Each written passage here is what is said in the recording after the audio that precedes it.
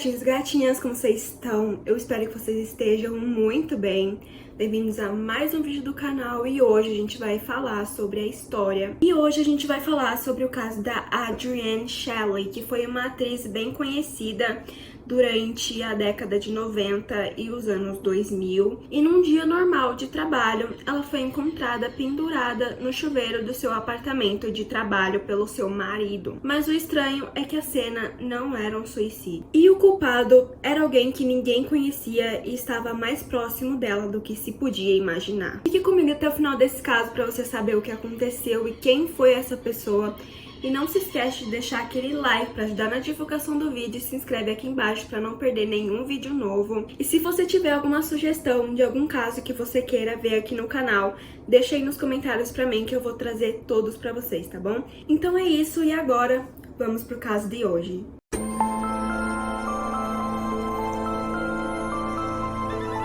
Adrienne Lavigne nasceu no dia 24 de junho de 1966 em Nova York, nos Estados Unidos. Ela tinha 2 irmãos e foi criada junto com eles em Long Island por seus pais. A família de Adrienne era muito feliz e ela não teve nenhum tipo de problema na infância. Ela teve uma infância muito saudável junto com seus irmãos e eles eram muito unidos. A Adrienne era uma menina muito alegre, ela estava sempre feliz, ela tinha ótimas notas na escola e ela também tinha um grupo muito grande de amigos leais. Durante a escola, ela ia para muitas festas com esse grupinho de amigos e fazia parte do típico grupinho popular, então todo mundo da escola conhecia e falava com ela. Ela não passava despercebida em nenhum lugar, não importa a situação. E ela gostava muito disso, ela gostava muito de atenção, ela gostava de ser o centro das atenções. Então ela gostava muito de atuar, ela gostava muito de chamar a atenção das pessoas. Ela tinha uma mania de ficar imitando personagem de TV, assim, em horários muito aleatórios, tipo no almoço, no jantar, enquanto ela estava reunida com sua família. Era uma coisa que ela fazia todos os dias, então todo mundo da família já estava acostumado e até entrava um pouco na brincadeira, imitavam outros personagens, então ela sempre gostou de atuar. Quando a Adrienne tinha 10 anos, os seus pais decidiram colocar ela em uma escola de atuação e teatro. A Adrienne insistia muito para os seus pais para que ela pudesse fazer aulas de teatro, e quando ela tinha 10 anos, seus pais deixaram e fizeram a sua inscrição na escola de teatro e cinema chamada Stage Door Manor. A Stage Door Manor é uma escola de teatro e cinema muito renomada dos Estados Unidos e eles formaram atores muito famosos de hoje em dia, atores que são conhecidos mundialmente, atores que tiveram a melhor carreira que se possa imaginar, foram formados na Stage Door Manor. Então, para uma garota de 10 anos, era muita coisa estar dentro da Stage Door Manor. E a Adrienne, ela já foi destaque logo em sua primeira peça com 10 anos. Então foi aí que perceberam que a Adrienne era uma pessoa muito talentosa. Depois do seu destaque em sua primeira peça da vida, aos 10 anos, quando ela tinha 12 anos, ela fez a sua participação em uma produção profissional, que foi o musical Annie, e foi aí que ela teve mais um destaque e ela percebeu que ela amava atuar em teatro e musicais, que ela não queria saber de atuar em cinema porque ela achava muito sem graça e ela gostava dessa atenção única que era o palco do teatro, e ela tinha a atenção ali toda pra ela ao vivo e ela gostava muito dessa sensação. Quando a Adrienne tinha 20 anos de idade, o pai dela faleceu e foi uma perda muito grande pra ela e pra família inteira. Eles estavam muito tristes, eles ficaram muito tristes, foi uma perda muito grande mesmo. E para Adrienne a perda foi ainda maior, porque o pai dela era a pessoa que mais dava o apoio para ela na atuação. Foi ele que convenceu a mãe da Adrienne a colocar ela no Stage Door Manor. Ele sempre apoiava ela em todas as peças, ajudava ela inclusive a memorizar as falas. Ele sempre teve esse papel muito essencial na carreira da Adrienne. E aí de repente ela se vê sem ele. Ela ficou sem chão. Ela pensou até em abandonar a carreira como atriz, mas ela não fez isso. Em vez de abandonar a carreira, ela decidiu que ela seria ainda mais famosa, que ela seria uma estrela. E ela seria uma atriz muito renomada para dar orgulho ao seu pai. E logo depois de decidir continuar com a carreira de atriz, a Adrienne mudou seu nome. Ela trocou o sobrenome Lavigne por Shelly e foi aí que surgiu o nome Adrienne Shelly, que era na verdade um nome artístico. Ela mesma disse que colocou o nome Shelley como seu sobrenome, para lembrar o pai dela, que se chamava Sheldon, para que ele pudesse sempre estar dentro do coração dela e participar de todos os seus papéis. Quando eu li isso durante a pesquisa, eu achei muito fofo. Eu achei que foi uma iniciativa dela muito fofa, muito amorosa. Eu achei muito fofo. A Adrienne permaneceu no Stage Door Manor durante toda a sua adolescência, e como todo mundo faz quando vai chegando à vida adulta, ela já começava a pensar sobre faculdade, trabalho, e ela sabia que ela queria seguir a carreira como atriz, então atuar estava sempre nos planos dela. Ela começou a procurar escolas de teatro para adultos, tipo uma faculdade da atuação mesmo, e ela queria estudar nas melhores, né? E aí, como a Adrienne, ela foi estudante da Stage Door Manor, ela meio que teve uma carta branca para entrar em qualquer faculdade de atuação que ela quisesse, porque os estudantes da Stage Door Manor, eles podiam fazer isso, né? Porque era uma escola em destaque, era a melhor escola de atuação. Então quem se formava na Stage Door Manor eram os melhores atores, e eles podiam entrar em qualquer faculdade porque eles eram muito bons. E várias dessas faculdades já estavam de olho em Adrienne por causa do seu destaque em sua primeira peça com 10 anos e também por causa da sua atuação excelente no musical Annie. Inclusive, os diretores dessas faculdades brigavam entre si para ver quem conseguiria ficar com Adrienne, mas nem tudo era bonito e colorido. Foi nesse momento que a mãe da Adrienne, chamada Elaine, tirou ela do pedestal. Ela falou para Adrienne que a carreira de atuação não ia trazer boas coisas para ela e que era um tiro no escuro. Porque realmente, né, a gente sabe que talvez a Adrienne estourasse completamente em um filme, mas que depois ela não conseguiria mais um trabalho bom, nunca mais. E a mãe dela sabia o quanto a carreira de atuação era difícil, a indústria do teatro, do cinema, era difícil. Então ela não queria que a sua filha desse esse tiro no escuro. Ela queria que a Adrienne fizesse um curso de verdade, um curso mais acadêmico, tipo direito, arquitetura e etc. A Adrienne, no começo, ela não aceitou nada bem. Ela teve discussões com a mãe dela, mas depois, como a mãe dela que ia bancar ela nessa faculdade de atuação, ela teria que fazer o que a mãe dela falasse de qualquer jeito, e aí ela decidiu simplesmente aceitar e fazer jornalismo. Então a Adrienne se mudou para Massachusetts e ela foi estudar na Boston Academy a fim de estudar jornalismo, que era o curso que ela tinha escolhido. Ela até gostava do curso, ela tinha boas notas, ela gostava das matérias, mas ela sentia que faltava alguma coisa, né? Ela não estava completa ali, ela sentia falta de alguma coisa, parecia que alguma coisa estava errada, e essa coisa era a atuação. Ela sentia muita falta da atuação, e a mãe da Adrienne, ela mandou a Adrienne para essa faculdade achando que a Adrienne ia esquecer o seu desejo pela atuação e ia começar a adorar jornalismo. Mas o que aconteceu foi exatamente o contrário. Conforme o tempo passava, a Adrienne queria mais e mais atuar, até que ela deu um jeito de encaixar a atuação na faculdade dela. Durante o primeiro ano da faculdade, a Adrienne caiu em um trabalho de produção de filme, e aí ela poderia entrar dentro desse filme e atuar um pouco aqui e ali, nada muito assim, nada demais, mas ela poderia fazer o que ela tanto amava, né, que era atuar e pegar esse gostinho do passado que ela sentia tanta saudade. E foi nesse momento que ela também percebeu que ela estava gostando muito da faculdade, mas ela ainda não se sentia genuinamente feliz, faltava realmente a atuação. E aí ela percebe que ela não queria ser jornalista e nem produtora, que ela queria realmente ser atriz. E assim, antes de começar o segundo ano da faculdade, a Adrienne trancou o curso e ela começou a procurar trabalho em período integral para ser atriz. Ela se mudou para Nova York para conseguir propostas melhores de trabalho, e aí ela conseguiu achar 3 meninas para dividir o apartamento. E uma dessas meninas era uma atriz iniciante igual a Adrienne, e as outras 2 trabalhavam como dançarinas em um bar de striptease. As 4 meninas estavam ocupadas demais cuidando da própria vida, então elas não ficavam dando pitaco na vida da Adrienne, nem de mais ninguém que morava ali. Então era um ambiente muito legal, elas não brigavam, elas não discutiam, e elas comemoravam as conquistas uma das outras juntas. Então era um lugar muito legal. A Adrienne se sentia muito confortável com essas meninas e elas logo viraram muito amigas, elas se ajudavam muito e tal. E aí a Adrienne já começou a seguir caminho para a sua vida dos sonhos, a atuação. Durante os anos, a Adrienne Shelley participou de 20 shows off-Broadway e Off-Broadway, pra quem não sabe, é fora de Hollywood, então eram produções que não eram de Hollywood.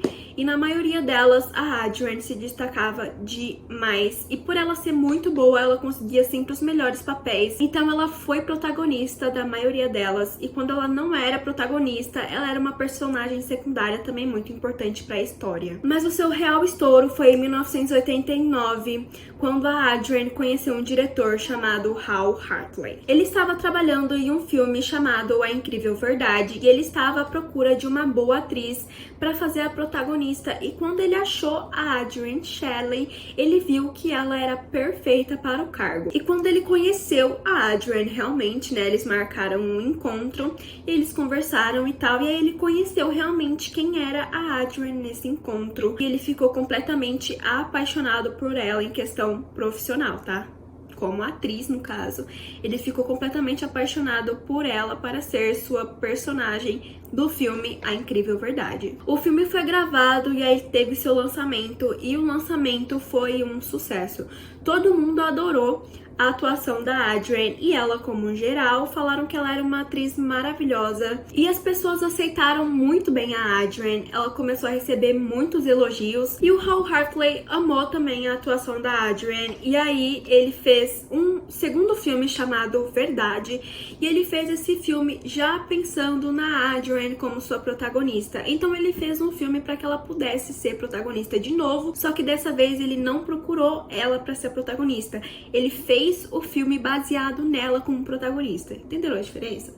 O filme foi produzido e lançado e mais uma vez foi um estouro. E o Hal Hartley começou a gostar ainda mais da Adrienne, e aí eles começaram a ter uma relação muito valiosa de cumplicidade. Então eles começaram a ser muito amigos, e o Hal Hartley deu um jeito de encaixar a Adrienne em absolutamente todos os filmes que ele produzia. Com os filmes do Hal, a Adrienne começou a chamar a atenção dos diretores de Hollywood.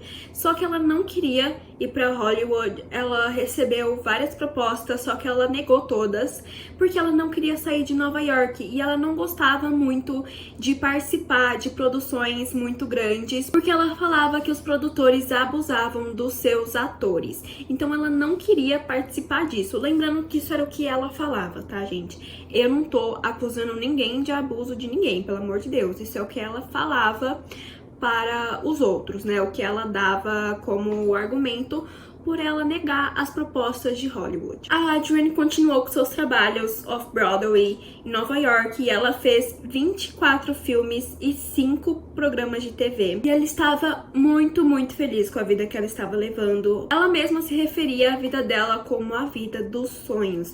Então ela estava realmente muito realizada, muito feliz. A atriz continuou crescendo mais e mais com os filmes do Hal, e em 1999 ela foi chamada para participar de um filme chamado Dando a Vida por Cima, e esse filme foi um estouro também, e diferente dos filmes do Hal, esse filme ganhou muitos prêmios na época, então foi um estouro ainda maior. No ano de 2001, a Adrienne conheceu um cara chamado Andy Ostray. Andy era presidente e CEO de uma empresa de marketing chamada Ballad Ostray.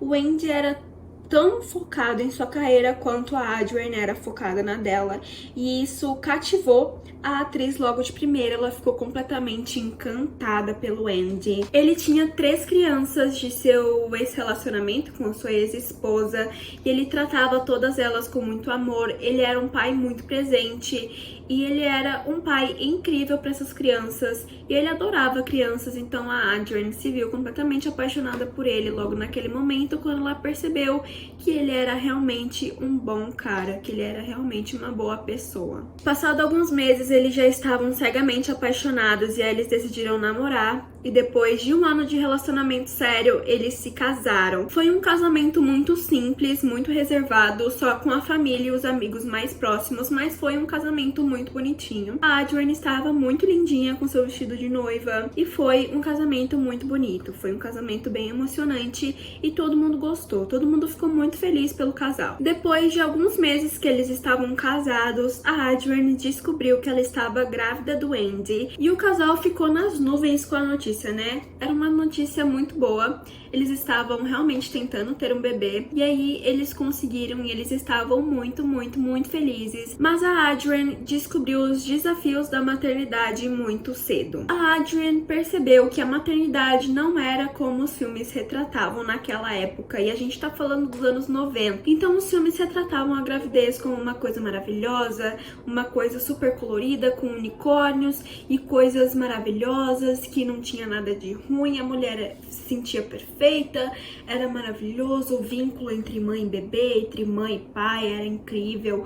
Mas a Adrienne percebeu que isso não era tão verdade assim. Depois de descobrir como que era a real vida de uma mãe e grávida, a Adrienne queria um filme que retratasse isso, que retratasse esses desafios da gravidez. E ela decidiu que ela mesma faria esse filme, e foi assim que ela decidiu escrever Waitress. E nesse filme, a Adrienne retratou os reais desafios da maternidade, as inseguranças, as dores, as emoções, né? Tudo que uma grávida sentia ali, ela colocou no papel, que fez com que esse filme virasse um filme muito real, né?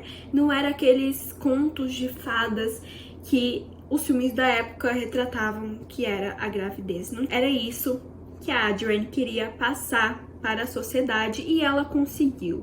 O filme foi um sucesso e o Andy e a pequena Sophie apareceram nesse filme, né? A Sophie já tinha nascido e o lançamento desse filme foi um sucesso. Depois que a Sophie nasceu, a Adrienne começou a trabalhar em casa, né? Ela começou a escrever filmes e tal, mas dentro da sua casa. Por causa da Sophie, ela não queria deixar a Sophie sozinha. Só que quando a Sophie cresceu um pouquinho, né, ela começou a ficar muito agitada, ela não conseguia trabalhar mais, porque a Sophie ficava pedindo pra ela brincar com ela o dia inteiro. E a Adrienne não podia mais trabalhar, porque enquanto ela não fosse brincar com a Sophie não parava, então ela tinha que parar o trabalho dela e brincar com a Sophie. E foi aí que ela teve a ideia de comprar um apartamento só para trabalhar. Então assim ela comprou um apartamento para ser o seu lugar de trabalho. E depois, com esse apartamento já em mãos, com a chave do apartamento já em mãos, ela estava muito realizada, ela estava muito, muito, muito feliz. Ela deixava bem claro para todo mundo o quanto ela amava a sua vida, o quanto ela estava feliz com a filha, com o marido, com o apartamento, com tudo dando certo em sua vida profissional. Ela sempre falava sobre isso com muita felicidade, e isso é muito importante porque agora a gente vai começar realmente o caso. Num dia 1º de novembro, o Andy deixou a Adrienne em seu apartamento de trabalho pela manhã, como ele sempre fazia. Eles levantavam juntos, tomavam café juntos, e aí o Andy levava ela para o seu apartamento de trabalho. E nesse dia ele ficou assistindo ela enquanto ela entrava, completamente apaixonado, né? Um casal muito fofo, realmente muito fofos. E aí depois ele seguiu o caminho para o seu próprio trabalho, igual ele fazia todos os dias. Todos os dias, quando chegava mais ou menos umas 5, 6 horas da tarde, né? No fim da tarde, a Adrienne sempre mandava uma mensagem falando pro Andy buscar ela no apartamento, ou ela ligava e falava pra ele buscar ela e tal, ou quando ela fosse demorar um pouco mais, ela mandava uma mensagem avisando que ela ia demorar um pouco mais. Mas nesse dia o Andy não recebeu nada. Chegou 6 horas da tarde e nada da Adrienne. Então ele pensou, né? Tá bom, ela pode simplesmente ter ali, né, demorado um pouco mais no trabalho e já já ela me avisa. Mas a Adrienne não avisou o Andy que ela demoraria no trabalho, o que era muito esquisito. Era muito estranho. Ela nunca fez isso, ela nunca faria isso, porque ela tinha sempre essa neura de avisar o Andy para que ele buscasse ela, porque ela achava que ele ia ficar esperando ali e tal, então ela sempre avisava. Então, como o Andy não tinha nenhuma notícia da Adrienne até aquele momento, ele decidiu pegar o seu carro e ir até o apartamento dela. Talvez ela tenha esquecido do horário, alguma coisa assim, e ele iria lá, né, e pegaria ela de qualquer jeito. Ou se ela ainda estivesse terminando, ele só esperaria ali um pouquinho e aí eles iam pra casa. Só que quando ele chegou no apartamento, a Adrienne não atendeu o interfone. né? Porque quando você vai pro apartamento de alguém e tem portaria, o porteiro liga, né, pro proprietário do apartamento e pergunta se você pode entrar, dar o seu nome e tal. Mas nesse dia a Adrienne não atendeu o interfone, o que era bem estranho porque ela costumava atender os telefones, interfones e mensagens do WhatsApp muito rápido. Mas não foi o que aconteceu nesse dia. Aí o Andy explicou a situação para um funcionário do prédio, que ele estava muito preocupado, que a esposa dele não aparecia, não atendia as chamadas e nem atendeu o interfone do apartamento, mas que ele tinha certeza que ela estava lá dentro.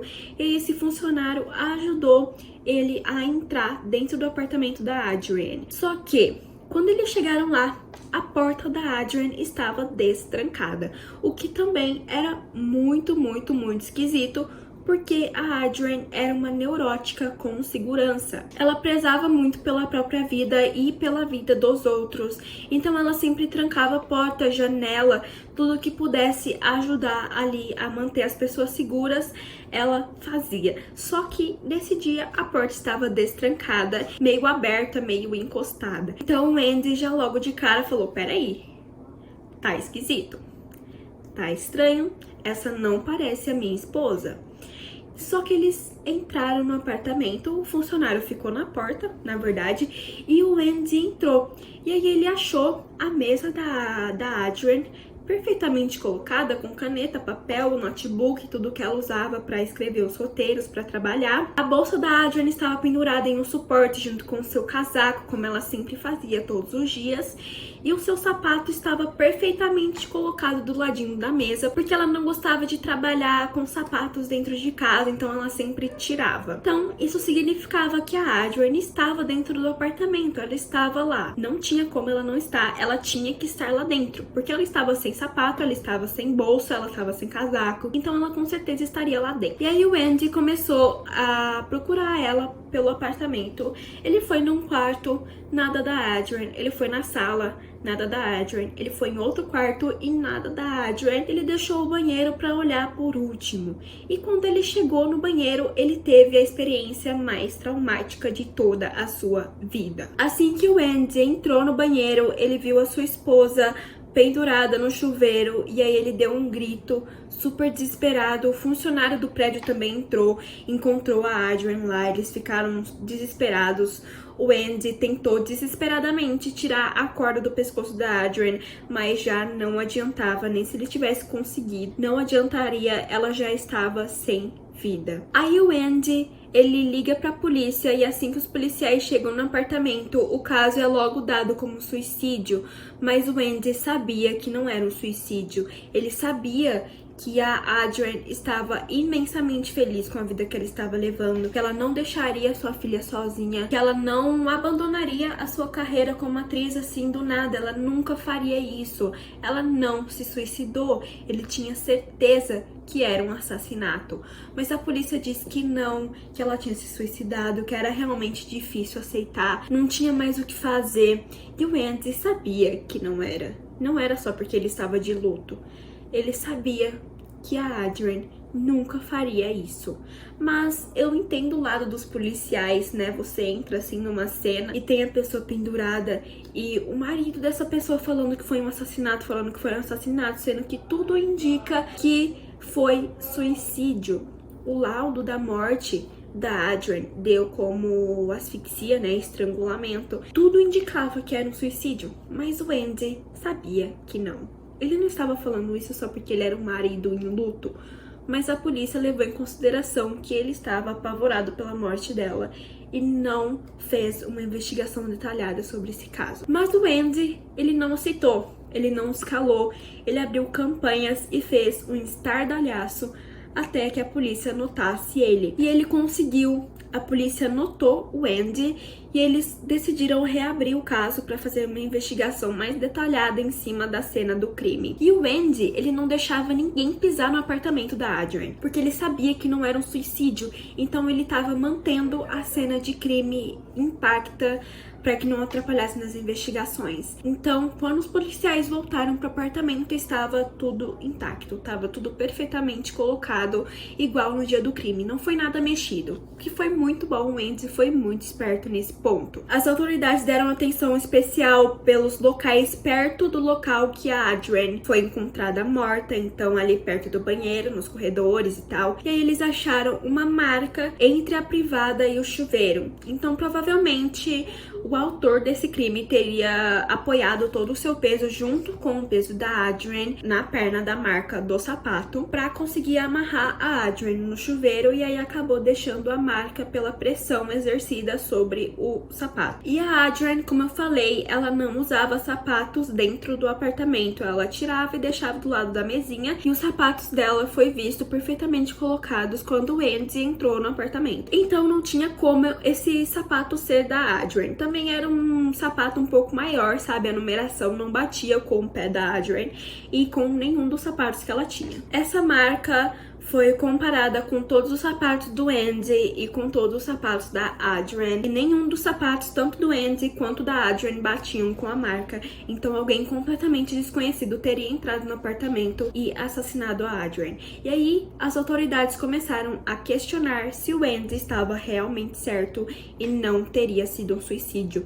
Teria sido um homicídio. A única prova do crime, né, a única evidência era essa marca desse sapato, e foi enviado para a equipe forense, e aí foi descoberto que era uma marca de gesso. E essa marca é comum de sapatos de pessoas que trabalham em construções. Depois do resultado dos exames feitos pela equipe forense, os policiais foram atrás de alguma construção perto do local que a Adrienne morava, né, perto ali, talvez do bairro e tal. E aí eles encontraram uma construção no andar de baixo do andar da Adrienne, no mesmo prédio. Tinha uma reforma acontecendo no andar de baixo exatamente no dia que a Adrienne foi morta, e aquela marca de gesso foi deixada entre a privada e o chuveiro. Então as autoridades entraram dentro dessa reforma e de cara eles reconheceram a mesma marca do sapato que foi achado no local do crime. Estava por toda a reforma, essa marca estava por todo o chão da reforma. Os trabalhadores dessa reforma estavam todos lá nessa hora, e um deles vestia o exato par de sapatos que deixou aquela marca no banheiro da Adrienne. Esse cara se chamava Diego Pilker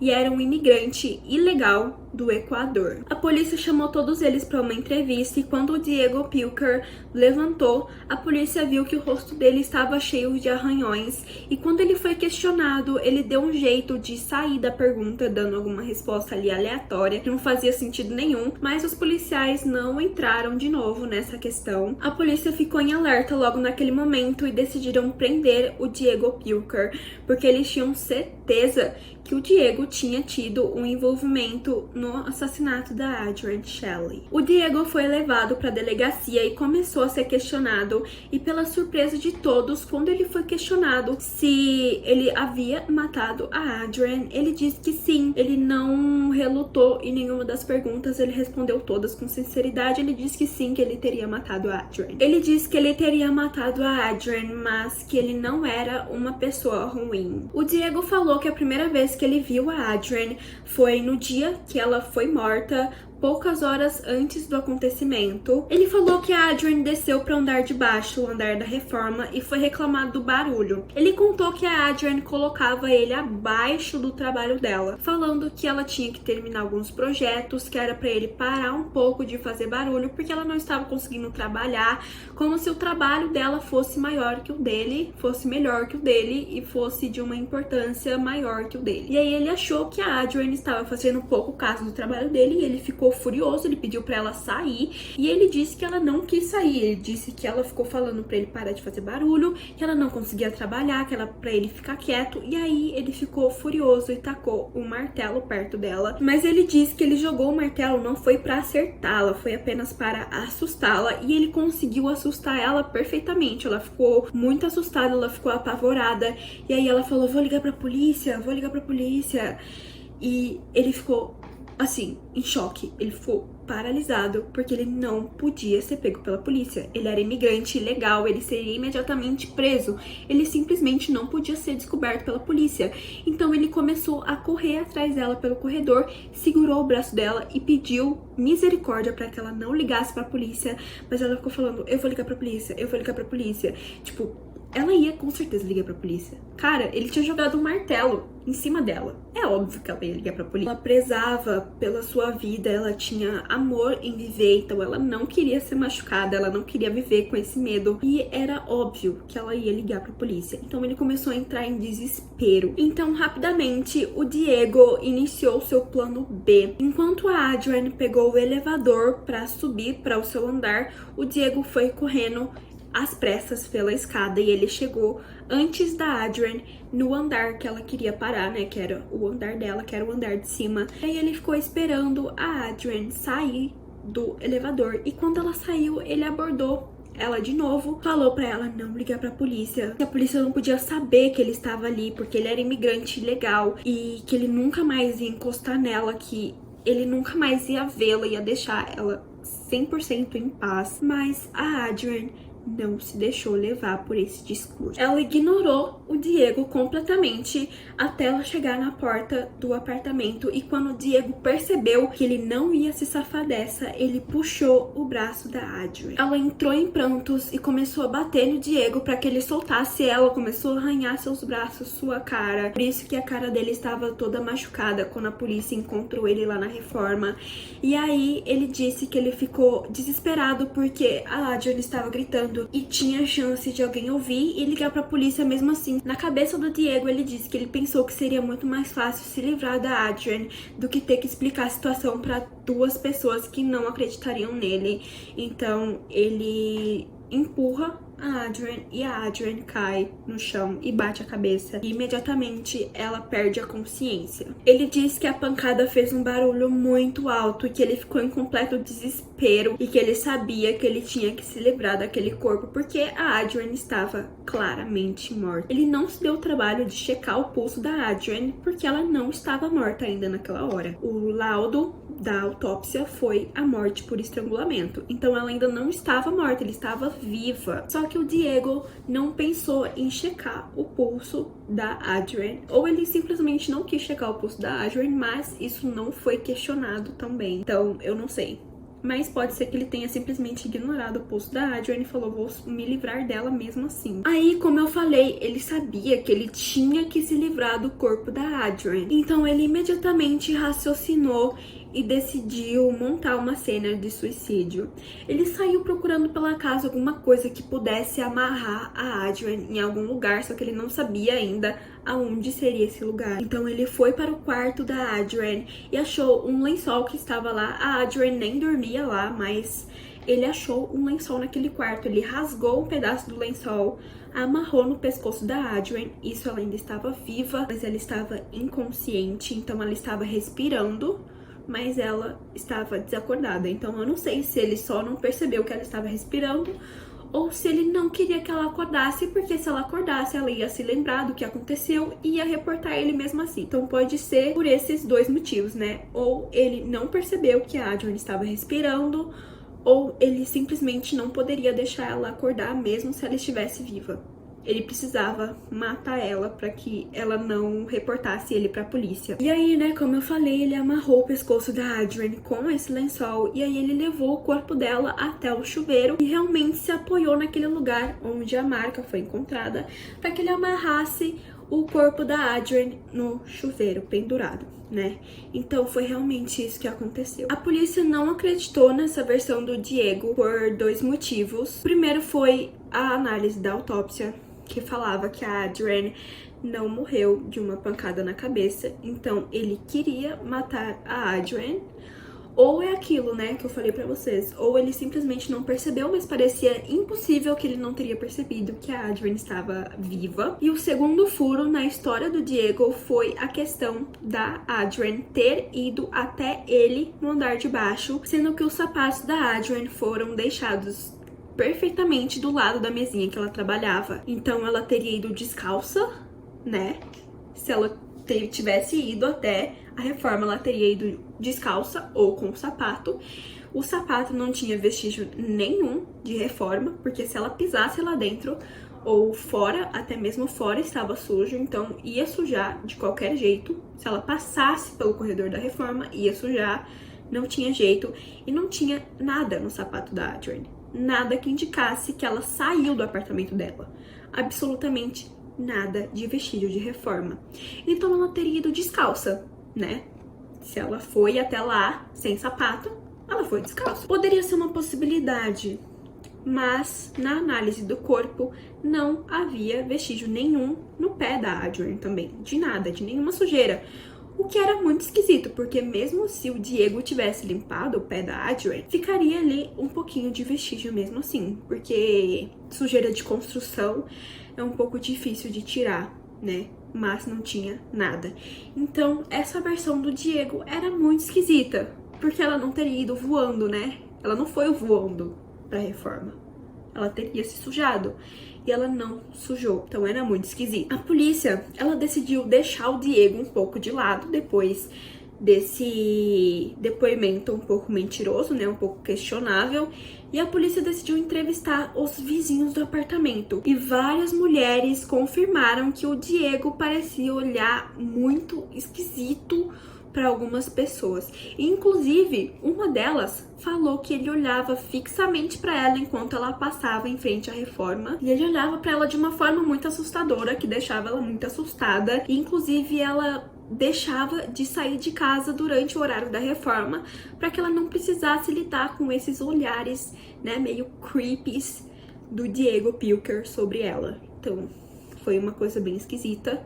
E ela disse que ele parecia ser uma pessoa muito estranha, porque ele estava sempre olhando muito fixamente para todas as mulheres que passavam na frente da reforma. E a polícia percebeu mais um furo no depoimento do Diego Pilker em questão dos arranhões que ele sofreu na cara e nos braços. Porque o Diego tinha falado para a polícia em seu depoimento que assim que a Adrian começou a arranhá-lo e bater e gritar, ele já deu um empurrão nela e ela caiu e bateu a cabeça e ficou desacordada. Aí o que aconteceu? A polícia, ela percebeu que o Diego tinha muitos arranhões para alguém que tinha empurrado a Adrian assim que ela começou a fazer os arranhões nele. Então a polícia começou a questionar se o Diego estava omitindo alguma coisa e, inclusive, se talvez o Diego tivesse agredido ela sexualmente. Então, né, porque parecia muito esquisito que ele teria ficado apanhando ali sem fazer nada com ela até que ele decidisse empurrar ela. Então teria algo a mais ali naquele momento. Mas o Diego falou que ele não ia falar mais nada até o julgamento. Em 2008, iniciou o julgamento do Diego Pilker por ter assassinado a Adrian Shelley e perante o tribunal ele começou a dar uma versão completamente diferente daquela que ela deu para os policiais no dia que ele foi preso. Ele descarta completamente a versão que ele fala que a Adrian foi até ele na reforma e ele diz que ao invés disso teria sido ele que foi até a Adrian no apartamento dela. Ela estava voltando do seu horário de almoço e o Diego também. Eles acabaram se esbarrando na entrada do prédio. Ficou tudo bem, eles pediram desculpas ali e tal e entraram no prédio. Normal, né? Uma situação assim bem normal, na verdade. Cada um seguiu pro seu caminho, né? Mas eles ficaram um momento juntos no elevador, já que o Diego ficava no andar de baixo e a Adrian subia apenas um andar a mais. E o Diego reconheceu a Adrian, ele sabia que ela era famosa e que provavelmente ela era muito rica, ela tinha muito dinheiro, porque ela conseguia muito dinheiro com os filmes. Então ele deduziu que ela teria muito dinheiro ali guardado com ela ali naquele momento. E foi aí que o Diego decidiu roubar a Adrian. Ele esperou que a Adrian apertasse o botão do elevador e o elevador abrisse e ela entrasse. E aí ele entrou junto com ela no elevador e acompanhou ela até o andar dela, em vez de sair no andar de baixo, que era o andar que ele deveria sair. Ele ficou no elevador pra sair no andar da Adrian. A Adrian não fazia a menor ideia, porque a Adrian nem conhecia esse cara. Ela imaginou, né? Ah, deve ser um vizinho. Mas a questão era, a Adrian não tinha vizinho. Nenhum apartamento do lado da Adrian estavam ocupados, mas ela não sabia disso naquele momento. Então ela achou que seria um vizinho, mas não era. Era um ladrão. Quando o elevador abriu, a Adrian saiu, né, com muitas sacolas, ela carregava bastante coisa nos braços. Então ela abriu a porta sem prestar atenção no que o Diego faria, né, porque como eu falei pra vocês, ela achava que era apenas um vizinho. Então ele sairia do elevador, ia pro apartamento dele e tal, normal, né, normal. Mas não foi isso que aconteceu. A Adrienne entrou com as sacolas e foi deixar as sacolas em algum cômodo antes dela conseguir voltar pra fechar a porta, porque ela não conseguia fechar a porta, eram muitas sacolas, ela nem conseguiu abrir a porta direito, ela teve que colocar as sacolas no chão e depois abrir a porta. E aí, o Diego viu ali a maior oportunidade que ele teria na vida. E aí, ele entrou no apartamento da Adrienne de fininho. Ele entrou muito devagar no apartamento da Adrienne, muito silencioso. Ela nem se deu conta que tinha alguém entrando no apartamento dela, porque ela tinha ido guardar as compras em algum dos quartos. E aí, ela não tinha noção do que estava acontecendo, mas o Diego estava dentro do apartamento dela e ele estava roubando ela.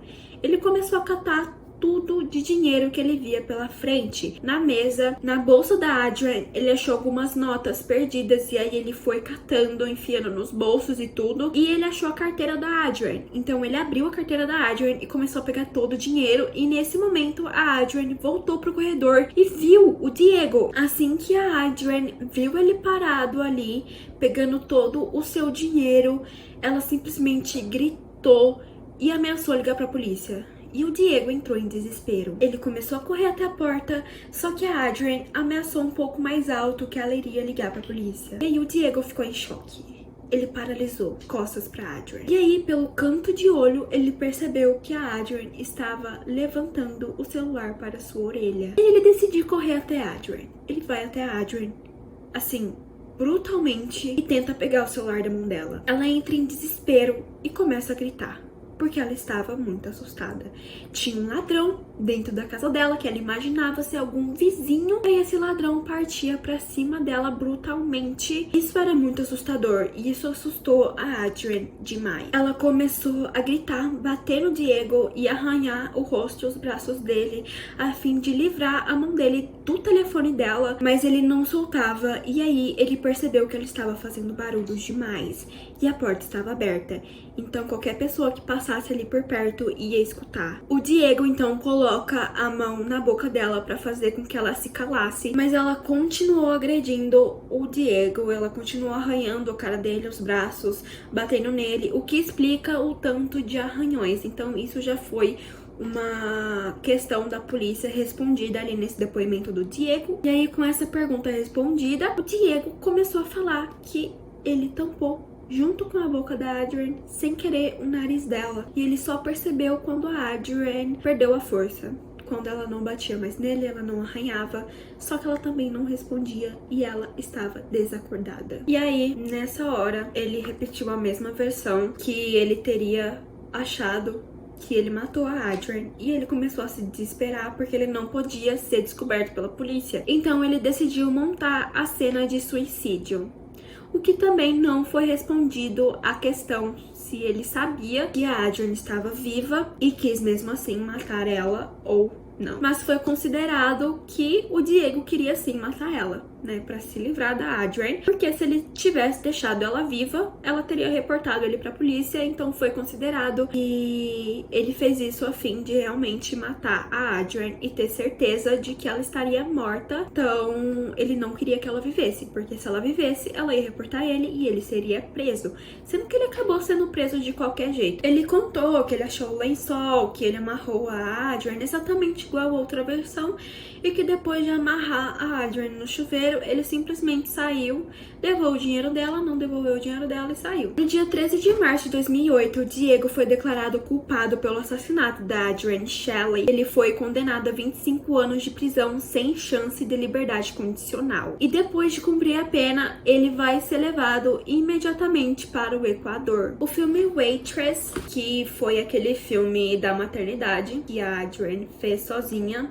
ganhou múltiplos prêmios, mas infelizmente ela não estava viva para presenciá-los. E o Andy foi quem recebeu esses prêmios no lugar dela. Então ele estava ali muito feliz e ao mesmo tempo muito triste, ainda sentindo muito a perda da esposa. E o filme Waitress virou um musical depois e vários famosos participaram desse musical. Então vários atores muito conhecidos na indústria participaram desse filme, o que deixou o Andy muito feliz também. E aí, nessa época, o presidente, que era atual dos Estados Unidos, o Trump, usou esse caso para começar uma campanha anti-imigração nos Estados Unidos, mas o Andy, ele se recusou a participar dessa campanha e a campanha logo acabou, porque ele disse que a culpa não era da imigração, e sim da índole do Diego, não tinha nada a ver com ele ser imigrante, e sim com ele ser psicopata. Em 2007, para encerrar esse caso, eu vou contar uma coisa boa que surgiu, que foi a Fundação Adrienne Shelly,